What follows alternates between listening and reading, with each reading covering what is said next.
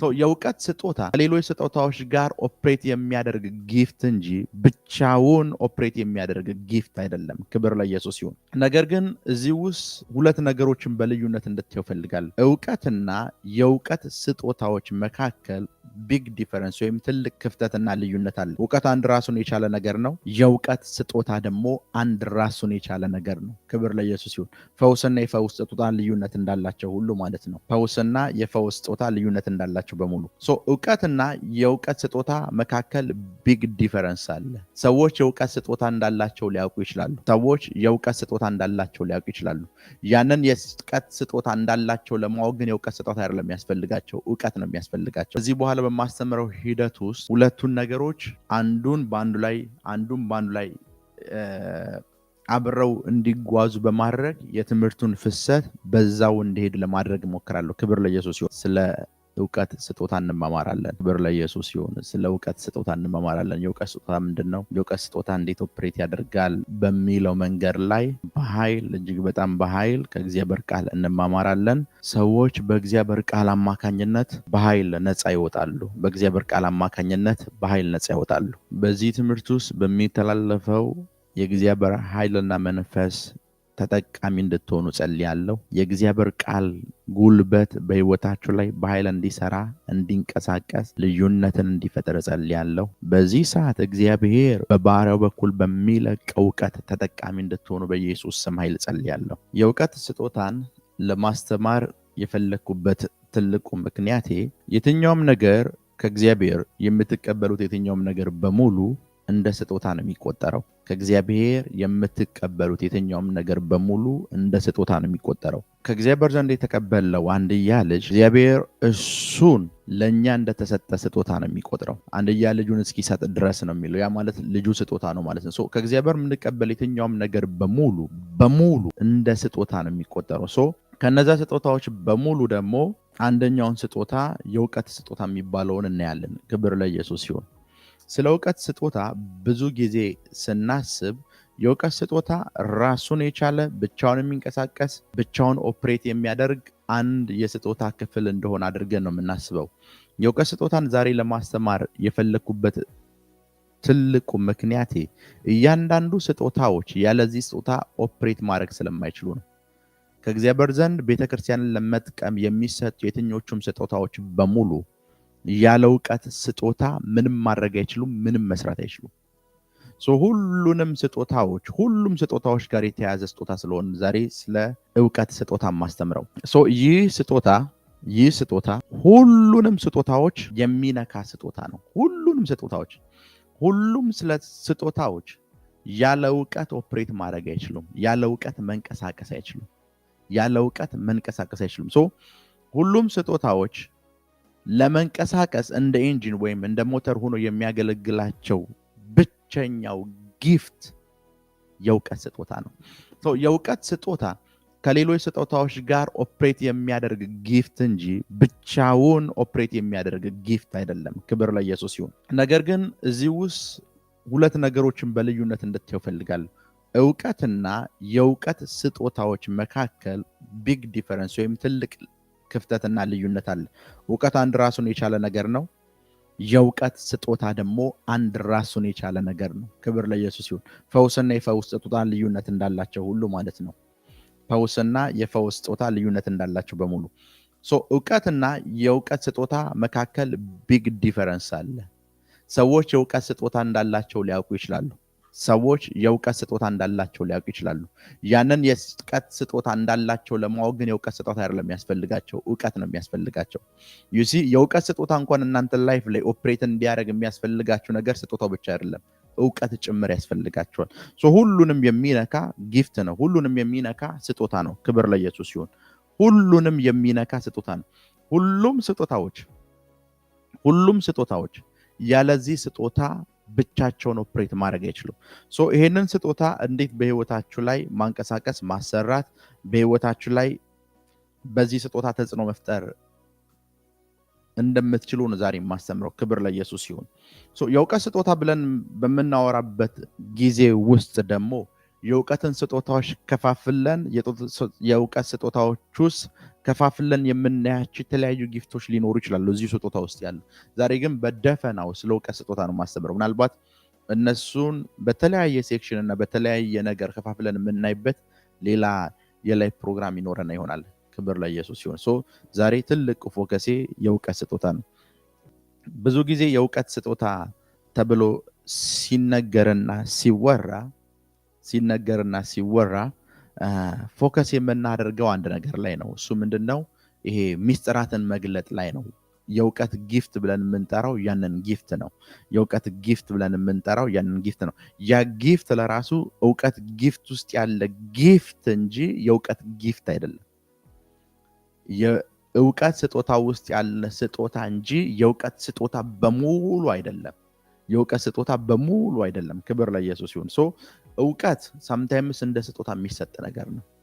ማወቅ አንዳንድ ጊዜ ውስጥ እንደ እውቀት ላይክ እንደ ስጦታ የሚሰጥ ስጦታ ነው። ክብር ለኢየሱስ ይሁን። ክብር ለኢየሱስ ይሁን። ዛሬ ለጥቂት ሰዓታት ስለዚህ ስጦታ በኃይል እንማማራለን። ስለዚህ ስጦታ በኃይል እንማማራለን። የእውቀት ስጦታና እውቀት መካከል ልዩነት አለ ብያቸዋለሁ። የእውቀት ስጦታና እውቀት ልዩነት አላቸው። የእውቀት ስጦታ እንዳላችሁ ለማወቅ እውቀት ያስፈልጋቸዋል። እያንዳንዱ ስጦታ ኦፕሬት እንዲያደርግ እውቀት ያስፈልጋል ማለት ነው። ከዚህ በኋላ በማስተምረው ሂደት ውስጥ ሁለቱን ነገሮች አንዱን በአንዱ ላይ አብረው እንዲጓዙ በማድረግ የትምህርቱን ፍሰት በዛው እንዲሄድ ለማድረግ እሞክራለሁ። ክብር ለኢየሱስ ይሁን።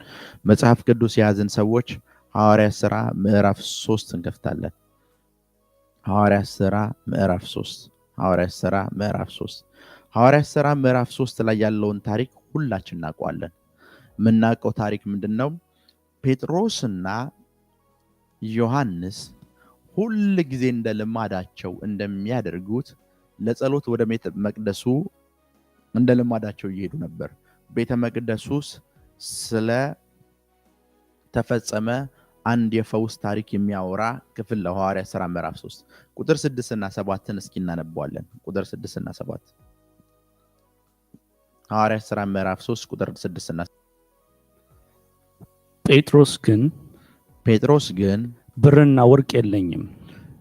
ግን ብርና ወርቅ የለኝም። ይህን ያለኝን ግን እሰጥሃለሁ። በናዝሬቱ በኢየሱስ ክርስቶስ ስም በናዝሬቱ ጌታ በኢየሱስ ስም ተነሳና ተመላለስ አለው። ክብር ለኢየሱስ ይሁን።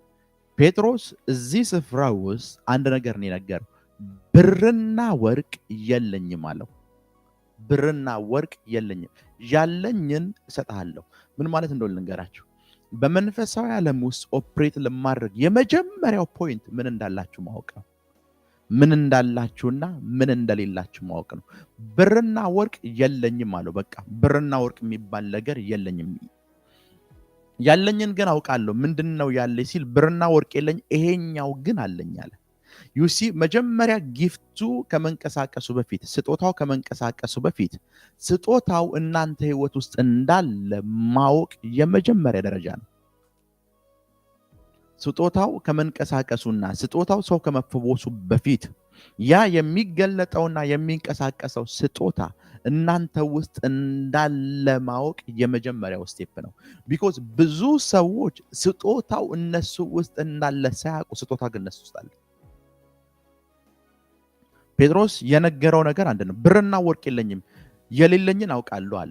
ያለኝን ደግሞ አውቃለሁ። ያለኝ ምንድነው አለ? ብርና ወርቅ የለኝም፣ ያለኝን ግን እሰጥሃለሁ። አለኝ የምለው አለኝ፣ ያወቅኩት ነገር አለ እኔ ውስጥ ያለ፣ እሱን እሰጥሃለሁ ነው ያለው። ያ ማለት ጊፍቱን ወይም ስጦታውን ከመግለጡ በፊት የመጀመሪያ ያደረገው ነገር ምንድነው? ምን እንዳለው ነው ያወቀው።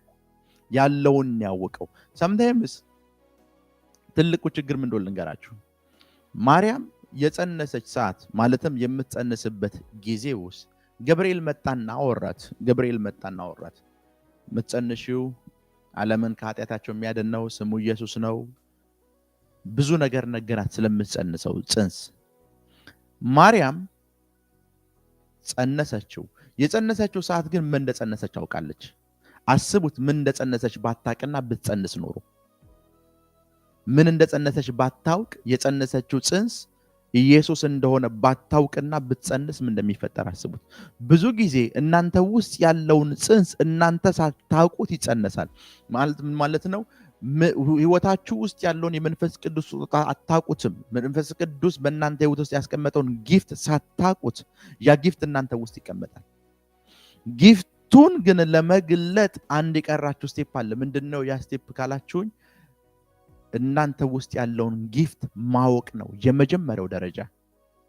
እናንተ ውስጥ ያለውን የመንፈስ ቅዱስ ስጦታ ማወቅ የመጀመሪያ ደረጃ ነው ስጦታውን ለመግለጥ። ሁለተኛውን ደረጃ እነግራችኋለሁ። ክብር ለኢየሱስ ይሁን። ጴጥሮስ እንደዚህ ነው ያለው፣ ያለኝን እሰጥሃለሁ፣ የሌለኝን ነገር አውቃለሁ አለው። ብርና ወርቅ የለኝም። አሁን ባለሁበት ስቴት ውስጥ ብርና ወርቅ የለኝም። ብርና ወርቅ የለኝም። አሁን ባለሁበት ጊዜ ውስጥ ብርና ወርቅ የለኝም። አለኝ የምለው ግን አለኝ፣ እሱን እሰጥሃለሁ። ክብር ለኢየሱስ ይሁን።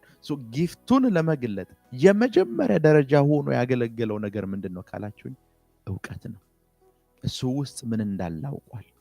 እስኪ ሁላችሁንም ልጠይቃችሁ፣ ላይቭ ላይ ያላችሁትን በሙሉ እናንተ ውስጥ ምን እንዳለ ታውቃላችሁ? ለዛ ነው አስቡት፣ ሽባ ነው፣ ተቀምጧል፣ ብርና ወርቅ የለውም። ጴጥሮስ እምሰጥህ አለኝ አለው። እምሰጥህ አለኝ ሲል እንደሚፈወስ ያ ሰው 100% ኮንፊደንስ አለው። 100% መተማመን አለ። ያ መተማመን ያወቀው እውቀት ውጤት ነው። ምን እንዳለው አውቋል። ምን ማለት ነው? ምሳሌ ኪሳችሁ ውስጥ የሆነ ያክል ገንዘብ ኑሮ አንድ ሰው ራበኝ ቢላችሁ እንደምታበሉት በዛ ገንዘብ ልታበሉት እንደምትችሉ ስታውቁ ነው መተማመን ኑሯችሁን አንሂድ ሆቴል የምትሉት። ዩሲ ጴጥሮስ ይሄንን በሽተኛ እንደሚፈውሰው 100% እርግጠኛ ሆኗል። እርግጠኛ ያደረገው ነገር ምንድነው ካላችሁኝ፣ እሱ ውስጥ ያለውን አውቋል። እሱ ውስጥ ያለውን ባያውቅ ኖሮ ጸልዮ ይወጣ ነበር፣ በሽተኛውን ይፈውሰው። ምን ማለት ነው? ያ ነገር እሱ ውስጥ እያለ ካለማወቁ የተነሳ ጴጥሮስ ጸልዮ ይወጣል፣ ሽባው ግን አይፈወስም። ላይቭ ላይ ባለም ዙሪያ የምታዩኝ ሰዎች በሙሉ እመኑኝ፣ መንፈስ ቅዱስ ለሁላችሁ የሚሰጣችሁ ጊፍት አለ። እናንተ ውስጥ ያለውን ጊፍት ግን ታውቁታላችሁ? እናንተ ውስጥ ያለውን ጊፍት ባለማወቃችሁ ምክንያት ብዙ ያልተፈወሱ ሽባዎች አሉ፣ ብዙ ያልተቃኑ ላይፎች አሉ፣ ብዙ የተበላሹና ብዙ ብትንትን ያሉ ትዳሮች አሉ። ማለትም እያያችኋቸው ልትፈውሷቸው ያልቻላችኋቸው፣ ልትፈውሷቸው ያልቻላችኋቸው ደግሞ እናንተ ውስጥ ያለውን ነገር ባለማወቃችሁ የተነሳ ነው። እናንተ ውስጥ ያላችሁን ነገር ባለማወቃችሁ የተነሳ ነው። ዩሲ እያንዳንዱ ጊፍት እንዲገለጥ ሲፈለግ ፈርስት የሚጀምረው እናንተ ውስጥ ያለውን ጊፍት ወይም ስጦታ በማወቅ። እናንተ ውስጥ ያለውን ጊፍት ታውቁታላችሁ? የመጀመሪያው ጥያቄ ነው። አየ የብዙ ሰዎችን ላይፍ ቀላል የሚያደርግላችሁ ነገር ምንድነው ካላችሁኝ፣ እናንተ ውስጥ ያለውን ጊፍት ማወቅ፣ እናንተ ውስጥ ያለውን ስጦታ ማወቅ፣ እናንተ ውስጥ ያለውን ስጦታ ማወቅ፣ እናንተ ውስጥ ያለውን ስጦታ ማወቅ። እናንተ ውስጥ ያለውን ስጦታ ያወቃችሁ ሰዓት የመጀመሪያ ደረጃ ላይ ደርሳችኋል። ውስጣችሁ ያለውን ስጦታ ለመግለጥ፣ ውስጣችሁ ያለውን ስጦታ ለመግለጥ፣ ውስጣችሁ ያለውን ስጦታ ለመግለጥ። ክብር ለኢየሱስ ይሁን፣ ክብር ለኢየሱስ ይሁን፣ ክብር ለኢየሱስ ይሁን። የመጀመሪያው ደረጃ ፒተር ያለኝን አውቃለሁ አለ። ምሰጥህ ነገር አለ፣ ሰምቲንግ አለ እኔ ውስጥ፣ ምን የማውቀው ነገር አለ፣ ያንን እሰጥሃለሁ። ዮሐንስ አያውቅም፣ ዙሪያ ያሉት አያውቁ፣ ይሄ ነገር ግን እኔ ውስጥ አለ፣ እኔ ውስጥ እንዳለ አውቃለሁ ነው ያለው። በደንብ ስሙ። ለዚህ ሽባ ሰውዬ በተደረገ ጸሎት ውስጥ ዮሐንስ አብሮ አልጸለየም፣ ብቻውን ነው ጴጥሮስ የጸለየው። ሲያናግረው እንኳን እንደዚህ እኮ ነው ያለው። ሲያናግረው ብዙ ጊዜኛ በትክክል ስላላነበብነው ብርና ወርቅ የለንም ያሉት ነው ይመስል። የለኝም ነው ያለው። ጴጥሮስ ራሱን ችሎ ነው ያወራው። የለኝም እኔ ብርና ወርቅ፣ ነገር ግን አንድ ያለኝ ነገር አለ። ዮሐንስ ይኖረው አይኖረው ነው ያላቅም። ቢኮዝ ዮሐንስን ይመለከት፣ ዮሐንስ ውስጥ ያለው ነገር፣ እኔ ውስጥ ያለ ነገር ግን አለ። በናዝሬቱ ጌታ በኢየሱስ ስም አለው፣ ተነስና ተመላለስ። ይሄንን ለማለት ግን ድፍረት ያገኘሁት እኔ ውስጥ ላንተ የምሰጠው ነገር እንዳለ ስላወቅኩኝ ነው። ዩሲ የኮንፊደንሱ ምክንያት የመተማመኑ ምክንያት ይሄ በሽተኛ እንደሚፈወስ የመተማመኑ ምክንያት ትልቁ ምክንያት ምንድነው ካላችሁ እሱ ውስጥ ያለውን ነገር ማወቁ ነው። እሱ ውስጥ ያለውን ነገር ማወቁ ነው። እናንተ ውስጥ ያለውን ታውቃላችሁ ወይ? ክብር ለኢየሱስ ይሁን። እናንተ ውስጥ ያለውን ታውቃላችሁ ወይ? ይሄ መጀመሪያ ደረጃ ነው። እናንተ ውስጥ ያለውን ታውቃላችሁ ወይ? ለዛ ነው እውቀት ከሁሉም ስጦታ ጋር ይገናኛል እምላችሁ። ለዚህ ነው እውቀትና የእውቀት ስጦታ ከሁሉም ስጦታዎች ጋር ይገናኛሉ። ከአንድ ስጦታ ጋር ብቻ አይደለም የሚገናኙት። ዩሲ እያንዳንዱ ስጦታዎች እንዲገለጡ ከተፈለገ እነዛ ስጦታዎች የተሰጣቸው ሰዎች በሙሉ እነዛ ስጦታዎች እንደተሰጧቸው ማወቅ የመጀመሪያው ደረጃ ነው። እነዛ ስጦታዎች እንደተሰጧቸው ማወቅ የመጀመሪያ ደረጃ ነው። ቢኮዝ ላይፍ የሚጀምረው ከዛ ነው። ላይፍ የሚጀምረው ከዛ ነው። ቀላል ምሳሌ ልንገራችሁ። የዘላለም ሕይወት ያገኛችሁት በምን ይመስላችኋል? የዘላለም ሕይወት ያገኘነው ቸርች ስለሄደ አይደለም። እግዚአብሔር ለኛ ውድ ስጦታ እንደሰጠ ስላወቅን የዘላለም ሕይወት ያገኘነው። ያንን ስጦታ ተቀበለው። ያ ስጦታ ደግሞ አንድያ ልጁ ነው። ከዛ በኋላ ነው የዘላለም ሕይወት ያገኘነው። የዘላለም ሕይወት ስናገኝ የመጀመሪያው ለዘላለም ሕይወት ለማግኘት የረዳን ነገር ምንድነው? ስጦታው እንደተሰጠን ስላወቅን ነው። ስጦታ እግዚአብሔር ስጦታ ሰጥቶኛል ብለን ስላወቅን የዘላለም ሕይወት ያገኘነው። ከዛ በኋላ ወደ ማመን መጣን። ይሲ እውቀትን ተከትሎ አፍተር ዳት ብሊቭ ወይም እምነት ይፈጠራል። የመጀመሪያው ደረጃ ስጦታዎቹን እንዲገለጡ ካስፈለገ የመጀመሪያውና የመጀመሪያው ደረጃ እናንተ ውስጥ ያለው ስጦታን ማወቅ ነው። አየህ፣ ብዙ ክርስቲያኖች፣ ብዙ አማኞች እነሱ ውስጥ ያለውን ስጦታ ያውቁት። እግዚአብሔር እነሱ ውስጥ ያስቀመጠውን ጽንስ አያውቁትም። እነሱ ውስጥ ያስቀመጡትን ጽንስ ያውቁ። እነሱ ውስጥ ያስቀመጠውን ጽንስ ያውቁ።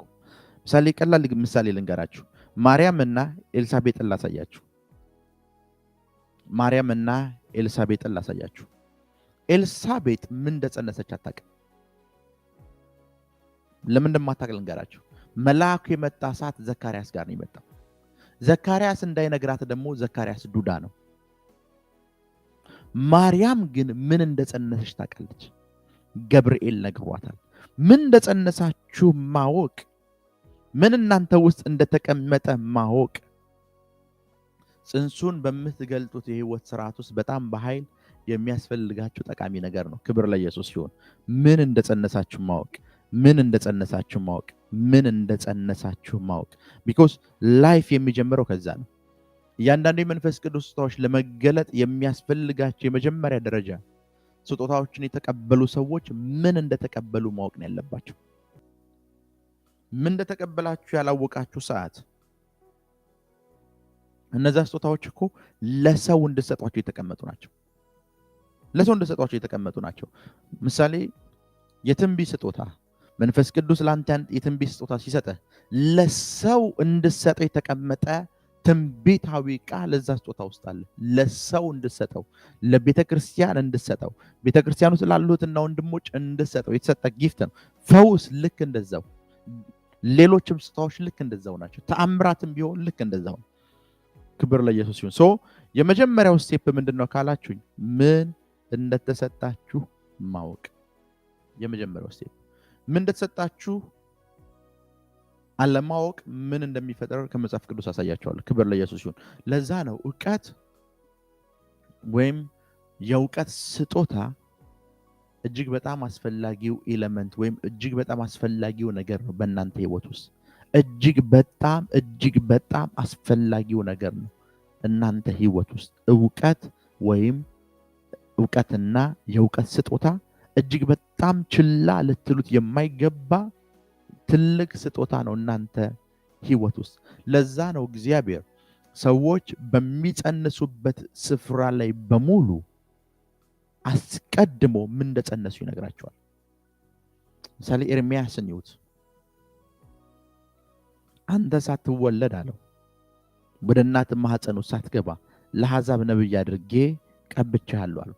ይሄንን የነገረው እኮ መቼ እንደሆነ ልንገራችሁ፣ ከተወለደ በኋላ ነው። ብዙ ዓመት ይሄንን አኖይንቲንግ ይዞት ከተሸከመ በኋላ ኤርሚያስ እንደዚህ ያለ ብላቴና ነኝ አለው።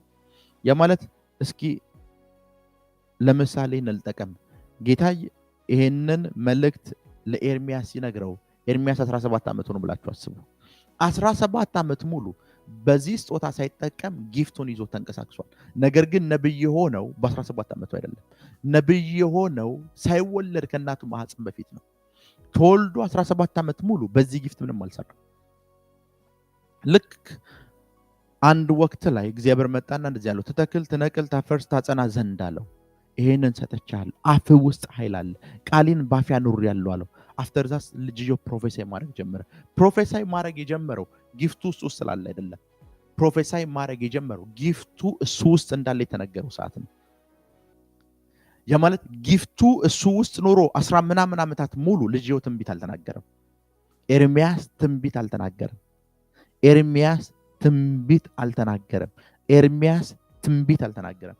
ትንቢት መናገር የጀመረው እግዚአብሔር መጥቶ የነገረው ሰዓት ነው። ያሳወቀው ዩ አር ኤ ፕሮፌት አለው። አንተ እኮ ነብይ ነህ፣ 10 ምናምን ዓመት ሙሉ ነብይ ነህ። አሁን እኮ አይደለም ነብይ ሆንኩ አለው፣ ከእናት ማህፀን በፊት ከተወለድክ በኋላ ያለውን አስቦና ይሄን ሁሉ ታይም ፕሮፌሳይ ማድረግ ነበረብህ። ፕሮፌሳይ አላደረክም። ግን አሁን ልነግርህ እፈልጋለሁ፣ አፌ ውስጥ የኔ ቃል አለ፣ ያንተ አፍ ውስጥ የኔ ቃል አለ። ንቀል፣ አፍርስ፣ ትከል፣ አጽና አለው። ክብር ለኢየሱስ ይሁን። ሶ የእውቀት ስጦታ ሁሉንም ስጦታዎች የሚነካ ስጦታ ነው። ክብር ለኢየሱስ ይሁን። የእውቀት ስጦታ ሁሉንም ስጦታዎች የሚነካ ስጦታ ነው። ክብር ለኢየሱስ ይሁን። ክብር ለኢየሱስ ይሁን። ክብር ለኢየሱስ ይሁን። ክብር ለኢየሱስ ይሁን። ሶ ይሄን ያክል ካልኳችሁ፣ ስለ እውቀት ስጦታ ይሄን ያክል ካልኳችሁ፣ ከእግዚአብሔር ቃል አንድ ስፍራ ላሳያችሁ። ከእግዚአብሔር ቃል አንድ ስፍራ ላሳያችሁ። ከእግዚአብሔር ቃል አንድ ስፍራ ላሳያችሁ። እንደነገርኳችሁ ገብርኤል መጥቶ ለማርያም ምን ብሎ እንደነገራት ነግሬያችኋለሁ። ክብር ለኢየሱስ ይሁን። ክብር ለኢየሱስ ይሁን። ክብር ለኢየሱስ ይሁን። የማቴዎስ ወንጌል ምዕራፍ 4 ከቁጥር 12 እስከ 16። የማቴዎስ ወንጌል ምዕራፍ 4 ከቁጥር 12 እስከ 16። ማቴዎስ ወንጌል ምዕራፍ 4 ከቁጥር 12 እስከ 16። ከቁጥር 4 እስከ 16።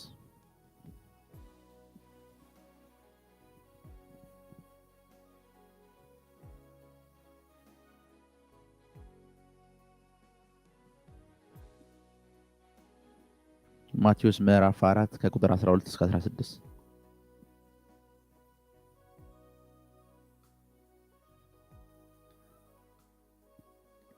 ኢየሱስም ዮሐንስ አልፎ እንደተሰጠ በሰማ ጊዜ ወደ ገሊላ ፈቀቅ ብሎ ሄደ። ኦኬ። ኢየሱስም ዮሐንስ አልፎ እንደተሰጠ በሰማ ጊዜ ወደ ገሊላ ፈቀቅ ብሎ ሄደ። እሺ። ማቴዎስ ምዕራፍ 4 ከቁጥር 12 እስከ 16። እሺ። ናዝሬትንም ትቶ በዛብሎንና በንፍታሌም ሀገር በባህር አጠገብ ወዳለችው ወደ ቅፍርናሆም መጥቶ ኖረ። በነቢዩም በኢሳይያስ የዛብሎን ምድርና የንፍታሌም ምድር የባህር መንገድ በዮርዳኖስ ማዶ የሕዝብ ገሊላ በጨለማ የተቀመጠው ሕዝብ ታላቅ ብርሃን አየ፣ በሞት ሀገርና ጥላ ለተቀመጡትም ብርሃን ወጣላቸው የተባለው ይፈጸም ዘንድ ይህ ሆነ። ኦኬ። ክብር ለኢየሱስ ይሁን። በደንብ ስሙ። ዮሐንስ እንደተሰጠ በሰማ ጊዜ ይላል መጽሐፍ ቅዱስ ናዝሬትን ለቆ ወጣ። ኢየሱስ ናዝሬትን ለቆ የወጣው ናዝሬት ውስጥ ደቀ መዝሙር ያጣ ሰዓት አይደለም። ኢየሱስ ናዝሬትን ለቆ የወጣው ዮሐንስን ያጣ ሰዓት ነው። ዮሐንስ ብርሃን አይደለም፣ ስለ ብርሃን የሚመሰክር ሰው ነው። እውነተኛው ብርሃን ወደ ዓለም ይመጣል የተባለው ብርሃን የናዝሬቱ ኢየሱስ ነው። ዮሐንስ ተላልፎ እንደተሰጠ የሰማ ሰዓት መቀመጫውን ከናዝሬት አንስቶ ቅፍርናሆም አደረገው። ክብር ለኢየሱስ ይሁን። ቅፍርናሆም የምትሰሙኝ ሰዎች፣ ቅፍርናሆም ሌላኛዋ ስሟ የኢየሱስ ከተማ ነው። የኢየሱስ ከተማ መባል የነበረባት ናዝሬት ነች። ነገር ግን መጽሐፍ ቅዱስ ምን ይላል? ኢየሱስም በቅፍርናሆም መጥቶ ተቀመጠ ይላል። እስኪ ቁጥር 12 ነው ብላችሁ 12 እና 13 ኢየሱስም ዮሐንስ አልፎ እንደተሰጠ በሰማ ጊዜ ዮሐንስ ተላልፎ ወይም አልፎ እንደተሰጠ በሰማ ጊዜ ወደ ገሊላ ፈቀቅ ብሎ ሄደ። ወደ ገሊላ ፈቀቅ ብሎ ሄደ። እሺ ናዝሬትንም ትቶ በቃ ናዝሬት አልመለስም፣ ናዝሬት አልቀመጥም ብሎ እሺ በዛብሎንና በንፍታሌም ሀገር በባህር አጠገብ ወዳለችው ወደ ቅፍርናሆም መጥቶ ኖረ። ወደ ቅፍርናሆም መጥቶ ኖረ። መኖሪያውን የታደረገው ቅፍርናሆም። ማንን ትቶ? ናዝሬትን ትቶ። ናዝሬትን ትቶ የናዝሬቱ ኢየሱስ ናዝሬትን የተወው መቼ ነው ሲባል ዮሐንስ የተሰጠ ሰዓት ነው። ዮሐንስ ምስክር ነው። ዮሐንስ እንደተሰጠ የሰማ ጊዜ ናዝሬትን ትቶ መኖሪያውን የታደረገው ቅፍርናሆም አደረገው። ቅፍርናሆም ሌላኛው ስሟ የኢየሱስ ከተማ ነው። መኖሪያውን ቅፍርናሆም። መኖሪያውን ለምን ቅፍርናሆም እንዳደረገው ከመጽሐፍ ቅዱስ እነግራችኋለሁ። ክብር ለኢየሱስ ሲሆን ሉቃስ ምዕራፍ 4 እንከፍታለን። ሉቃስ ምዕራፍ 4 አሁንም እያወራን ያለነው እየተማማርን ያለነው ስለ እውቀትና ስለ እውቀት ስጦታ ነው። ሉቃስ ምዕራፍ 4 ከቁጥር 17 እስከ 19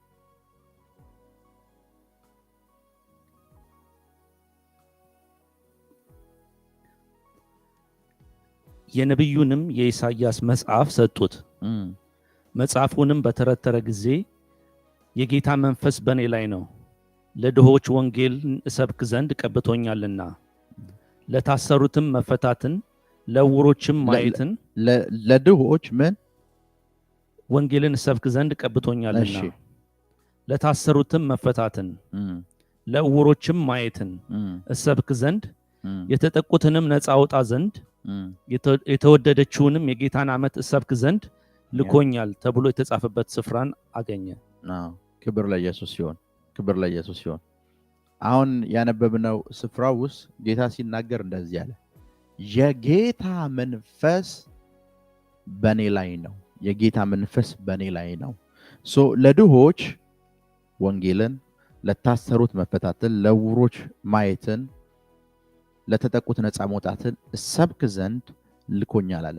ክብር ለኢየሱስ ሲሆን መጀመሪያ ምንድነው ያለው? ያለኝን አውቃለሁ አለ። ያለኝ ደግሞ ምንድነው ሲባል የጌታ መንፈስ በኔ ላይ ነው።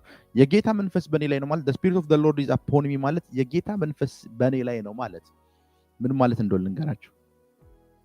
የገዥነት ስፒሪት፣ የሎርድሺፕ ስፒሪት አለኝ እያለ ነው ኢየሱስ። የሎርድሺፕ ስፒሪት፣ የገዥነት ስፒሪት በኔ ላይ ነው። እኔ ያለኝ የተሰጠውን አውቋል፣ ያለውን አውቋል። የመጀመሪያው ነገር ያለውን ደግሞ የሚገልጥበትን ስፍራ ደግሞ አውቋል። ያለው ነገር ለነማን እንደሚያስፈልግ አውቋል። ምን ማለት ነው? ያለው ነገር ለነማን እንደሚያስፈልግ አውቋል ማለት ክብር ለኢየሱስ ሲሆን፣ ክብር ለኢየሱስ ሲሆን ያለውን ነገር አውቋል። የጌታ መንፈስ በሱ ላይ ነው። ፕሪች የሚያደርገው ነገር አለ፣ የሚሰብከው ስብከት አለ፣ ያ ተሰጥቶታል፣ እሱ አለው። ይሄ ግን የሚያስፈልገው አንደኛ ለድሆች ነው አለ፣ ሁለተኛ ለታሰሩት ነው፣ ሶስተኛ ለዕውሮች ነው፣ አራተኛ ለተጨቆኑት ነው። አራቱ ስፍራዎች ያሉበት ስፍራ ላይ በሙሉ የተቀበልኩትን ሜሴጅ ደሊቨር እንዳረግ ተልኬያለሁ፣ የተቀበልኩትን መልእክት እንድሰጥ ተልኬያለሁ አለ። ክብር ለኢየሱስ ይሁን። ከዛ በኋላ ወደ ቅፍርናሆም መጣ። ቢኮዝ ቅፍርናሆም አራቱም አይነት ሰዎች አሉ። አራቱም አይነት ሰዎች ቅፍርናሆም ውስጥ እንዳሉ ከመጽሐፍ ቅዱስ ላሳያችሁ። ቅድም ያነበብነው የመጽሐፍ ቅዱስ ክፍል ላይ እንመለስ። ቅድም ያነበብነው የመጽሐፍ ቅዱስ ክፍል ላይ ፓሪካታንዳላ ባህር ሲያኮስ ቅድም ማቴዎስ ምዕራፍ 4 ቁጥር 12 እስከ 16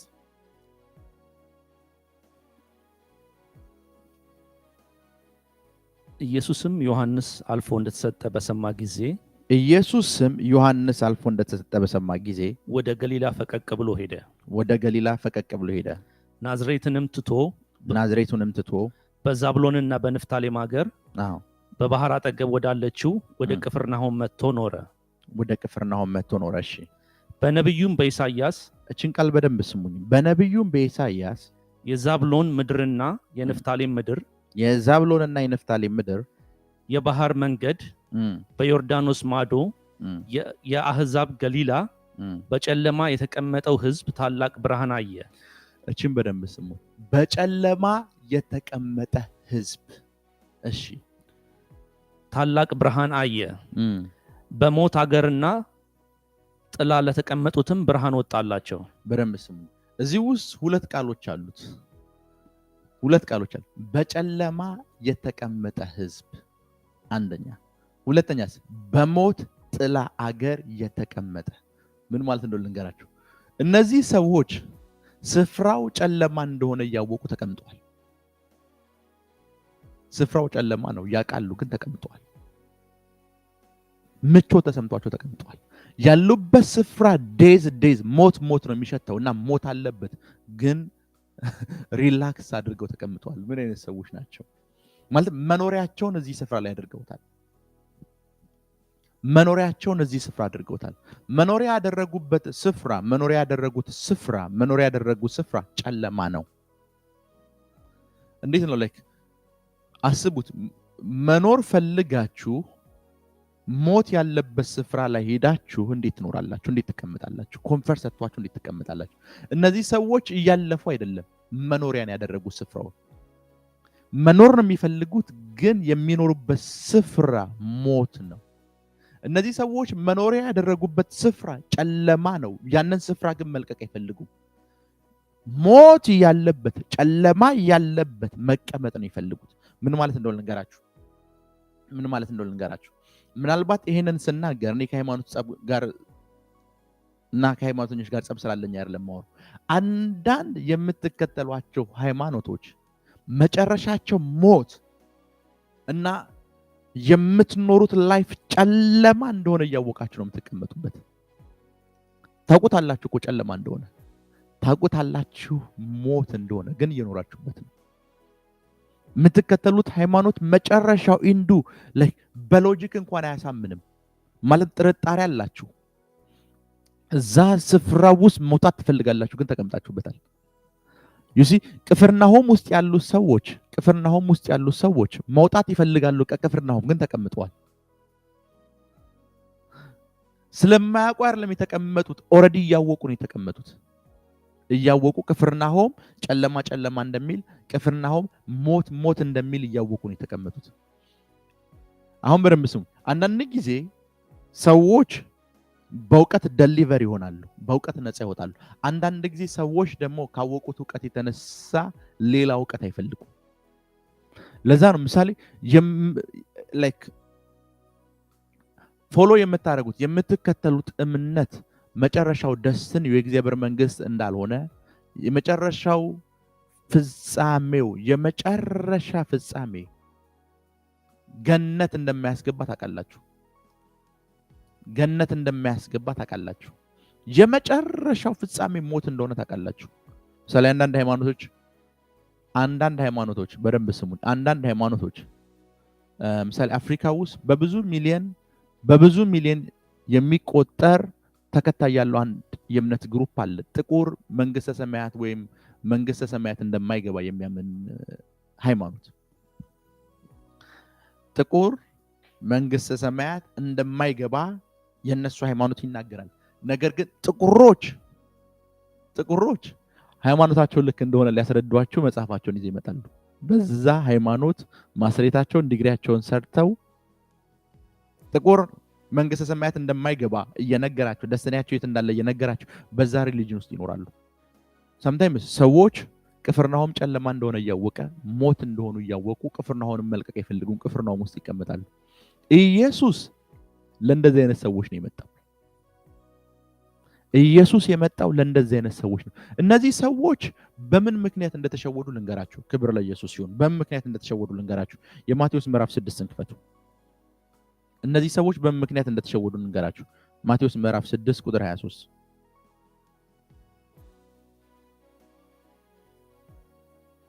ማቴዎስ ምዕራፍ 6 ቁጥር 23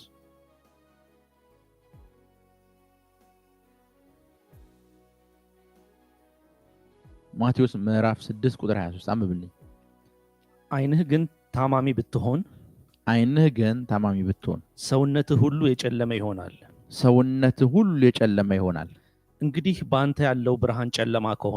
እንግዲህ በአንተ ያለው ብርሃን ጨለማ ከሆነ ጨለማውስ እንዴት ይበረታ? በደንብ ስሙኝ። እንግዲህ አለ ባንተ ያለው ብርሃን ይሰማችሁ ነው። ነገርየው ብርሃን አይደለም እኮ ነገርየው ብርሃን አይደለም። ነገር ግን አንተ ብርሃን ብለህ ከያዝከው አለ ያ አንተ የያዝከው ብርሃን ጨለማ ከሆነ ጨለማው እንዴት ይበረታል አለ። ያ ማለት እነዚህ ሰዎች የተሸወዱት ነገር ምንድን ነው? የሆነ ጊዜ ላይ ይህ ስፍራ ብርሃን ነው ብሎ ነው የተቀመጡት። ብርሃን ነው ብሎ sometimes አንዳንድ የምትከተሏቸው የሃይማኖት ግሩፖች ሪል ይመስሏችሁና ትከተላችኋላችሁ። ለእናንተ ብርሃን ናቸው። እናንተን ከዛ ግሩፕ ውስጥ ፈልቅቆ ማውጣት ከባድ ነው። ቢኮዝ ብርሃን ነው ብላችሁ ስላመናችሁ እናንተ ያዛችሁት ብርሃን እጅግ በጣም ድቅድቅ ጨለማ ነው። ብርሃን አይደለም። ነገር ግን እናንተ ያዛችሁት ብርሃን ነው ብላችሁ ነው። ለዛ ነው ሰዎች ከጌታ ከኢየሱስ ውጭ ላለ ኢየሱስ ህይወት ነው፣ ሃይማኖት አይደለም። ከጌታ ከኢየሱስ ውጭ ላለ ሃይማኖት እስከ መጨረሻው እስከ ሞት ጠብታ ድረስ ይዋደቃሉ። ለምን እንደሚዋደቁ ልንገራችሁ። የያዙት ጨለማ ብርሃን ነው ብለው ስላመኑ፣ ብርሃን ነው ብለው ስለተቀበሉት ድቅድቅ ጨለማ ነው። ከዛ ውስጥ መውጣት አይችሉም። ኢየሱስ ወደዚህ አይነት ሰዎች ነው የመጣው። ዩሲ ብርሃን ነው ብለው ነው የገቡት። እዚህ ስፍራ ውስጥ ተቀመጡ ሲላችሁ ፍሮም ሳምዌር እንደመጡ እየነገራችሁ ነው። እዚህ ስፍራ ውስጥ ለመቀመጥ አስበው አይደለም የተቀመጡት፣ ፍሮም ሳምዌር ነው የመጡት። ሲያዩት ስፍራው በባህርና በተራራ የተከበበ ስፍራ ነው። ዋው ይሄማ ውብ ስፍራ ነው ብሎ ተቀመጡ። ዋው ይሄ ስፍራ የሚወራው የሚፈሰው የሚሸተው ነገር በሙሉ ውብ ነው ብሎ አሰቡ። ውብ ነው ብለው ስላሰቡ ተቀመጡበትና ጌታ ኢየሱስ እንደዚህ አላቸው። የኢሳይያስ መጽሐፍ እንደዚህ ይላል አላቸው፣ በጨለማ የተቀመጠ ሕዝብ፣ በሞት የተቀመጠ ሕዝብ ብርሃን አየ አላቸው። ቢኮዝ እነዚህ ሰዎች ታላቅ ብርሃን አየ አይደለም የሚለው ታላቅ ብርሃን አየ ነው የሚላቸው። ምን ማለት መሰላችሁ? ብርሃናቸው ተቀበል ያሉት ብርሃን ለነሱ ነው ብርሃን የሆነው። ድቅድቅ ጨለማ ነው። ጨለማው እንዴት የበረታ ይሆን ነው እኮ ያለው መጽሐፍ ቅዱስ ማቴዎስ ምዕራፍ 6 ቁጥር 23 ላይ ጨለማው እንዴት የበረታ ይሆናል? ያ ጨለማው ብርቱ ስለሆነ እነዚህን ሰዎች ከዛ ብርቱ ጨለማ ውስጥ ለማስወጣት ብርቱ የሆነ ብርሃን ያስፈልጋል። ያ ብርቱ ብርሃን ደግሞ የናዝሬቱ ኢየሱስ ነው። ታላቅ ብርሃን ወደዛች ከተማ መጣ። ታላቅ ብርሃን ለረጅም ዘመናት የሚኖሩበት ስፍራ ሄቨን እንደሆነ ነው ያሰቡት። የሚከተሉት ነገር የሚኖሩበት ስፍራ ገነት እንደሆነ ነው ያሰቡት። ተሸውዷል። በብዙ ጥቅሶች ተሸውዷል። በብዙ ትምህርቶች ተሸውዷል። በብዙ ትምህርቶች ብርሃን እንደሆነ ተነግሯቸዋል። ነገር ግን ብርቱ ጨለማ።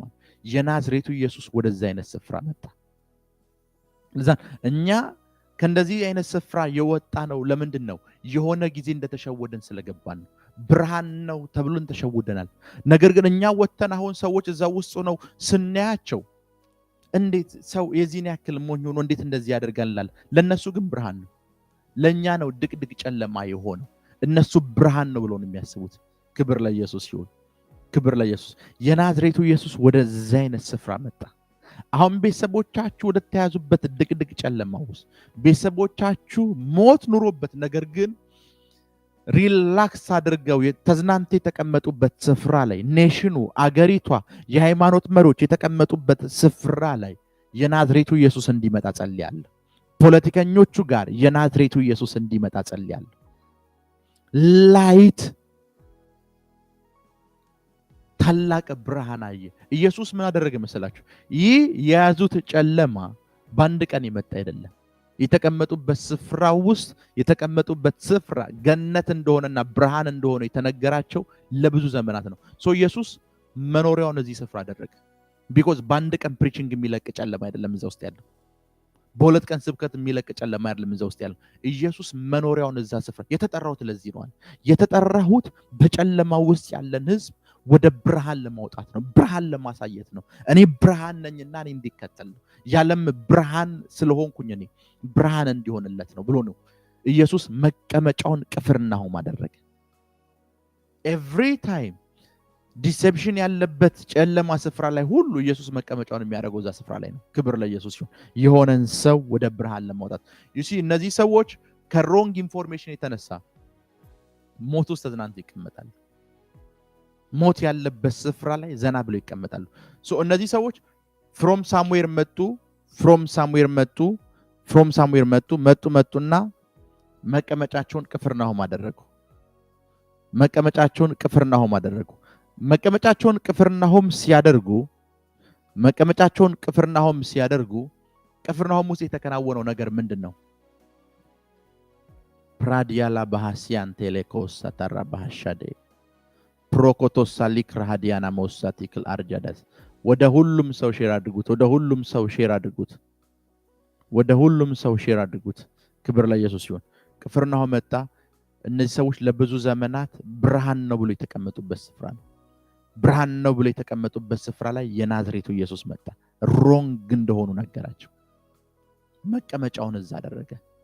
ክብር ለኢየሱስ ይሁን። ከሆነ ስፍራ መጥተው ነው ቅፍርናሆም መቀመጫቸው ያደረጉት። ምንድነው ፕሮፌት ያለንበት ስፍራ ውስጥ በድቅድቅ ጨለማ እንዳትያዙ ከፈለጋችሁ እዛ ስፍራ ላይ አትቀመጡ። በስብከት ጨለማ ውስጥ ያስቀመጧችሁ ሰዎች እዛ ስብከት ላይ አትቀመጡ። ያንን ስብከት አልፋችሁ ብርሃን ይኖር ይሆን ብላችሁ ፈልጉ። ልክ እንደ የቤሪያ ሰዎች የተሰበኩትን ስብከት እኮ ይመረምሩ ነበር። ኢዝ ትሩ እውነት ነው? ቢኮዝ ከተቀበሉት መቀመጫቸው ያደርጉታል። ዩሲ የተቀበላችሁት ዕውቀት እናንተን የማስቀመጥ ጉልበት አለው። የተቀበላችሁት ዕውቀት እናንተን ለረጅም ዘመናት የማስጠለል ጉልበት አለው። የተቀበላችሁት ዕውቀት እናንተን ለረጅም ዘመናት የማስቀመጥ ጉልበት አለው። የተቀበላችሁት ዕውቀት የአንድ ቀን የሁለት ቀን የሶስት ቀን አይደለም። የተቀበላችሁት ዕውቀት ፎር ሎንግ ፔሪድ ኦፍ ታይም እናንተን የማስቀመጥ ጉልበት። የቤሪያ ሰዎች ምንድነው የሆነ ነገር ስትነግራችሁ እውነት ነው ወይ ብለው መርምረው ነው የሚቀበሉት። የሃይማኖት መሪዎቻችሁ የሚነግሯችሁን በሙሉ እውነት ነው ብላችሁ አትቀበሉ። ከእያንዳንዱ መድረክ ኢቭን ቤተክርስቲያን መድረክ ውስጥ የሚነገራችሁን ስብከት በሙሉ መርምሩት። ከእግዚአብሔር ቃል አንጻር እዩት። እውነት ነው ወይ በሉ። ቢኮዝ እውነት ነው ወይ ብላችሁ ካልመረመራችሁ መቀመጫችሁ ታደርጉታላችሁ። ለረጅም ዘመናት በድንቁርና ለመቀመጣችሁ ምክንያት ይሆናል። ለረጅም ዘመናት በድህነት ለመቀመጣችሁ ምክንያት ይሆናል። ለረጅም ዘመናት በጭቆና ለመቀመጣችሁ ምክንያት ይሆናል። ለረጅም ዘመናት፣ ለአንድ ቀን ለሁለት ቀን አይደለም፣ ለረጅም ዘመናት።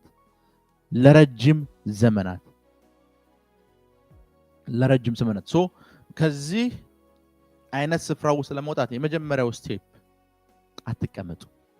እንደ ቅፍርናሆም ሰዎች ቅፍርናሆም ላይ አትቀመጡ። አልፋችሁ ሂዱ፣ መርምሩ፣ አጥኑ። እውነት ነው ብላችሁ ሰርች አድርጉ። ክብር ለኢየሱስ ይሁን። ትልቁ ዲሴፕሽን ምን እንደሆነ ልንገራችሁ። ትልቁ መታለል እውነትና ውሸት የሆነውን ነገር የሆነ ሰው መጥቶ ለእናንተ ሲነግራችሁ የሚመረምር መንፈስ እናንተ ውስጥ አለ። እግዚአብሔር ለልባችሁ ይናገራችኋል። እውነት ይሆን ወይ ብላችሁ መርምሩ። እዚህ ስፍራ ስገዱ፣ እዚህ ስፍራ እንደዚህ አድርጎ ስትባሉ ይሄ ነገር እውነት ነው ይሆን ወይ ብላችሁ መርምሩ። ክብር ለኢየሱስ ይሁን። የዛሬውን ትምህርት እዚህ ላይ አቆማለሁ። ቅፍርናሆም ውስጥ ላለመቀመጥ ማድረግ ያለባችሁ ወይም ከእውቀት ዓለም ጋር ለመገናኘት የመጀመሪያው ስቴፕ የያዛችሁት ዕውቀት ላይ አትቀመጡ። ከያዛችሁት ዕውቀት ውጭ የሆነ ዕውቀት እንዳለመኑ ያንን ዕውቀት ካሽ ለመያዝ ጥረት አድርጉ። ሰርች አድርጉ። መጽሐፍ ቅዱሳችሁን ቼክ አድርጉት፣ አገላብጡት። ክብር ለኢየሱስ። ያ የመጀመሪያው ስቴፕ ነው። ክብር ለኢየሱስ ይሁን። ቀጣይ ላይ በመገባበት ታይም ላይ ውስጣችሁ ያለውን ስጦታ እንዴት እንደምታውቁት አስተምራለሁ። ክብር ለኢየሱስ ይሁን።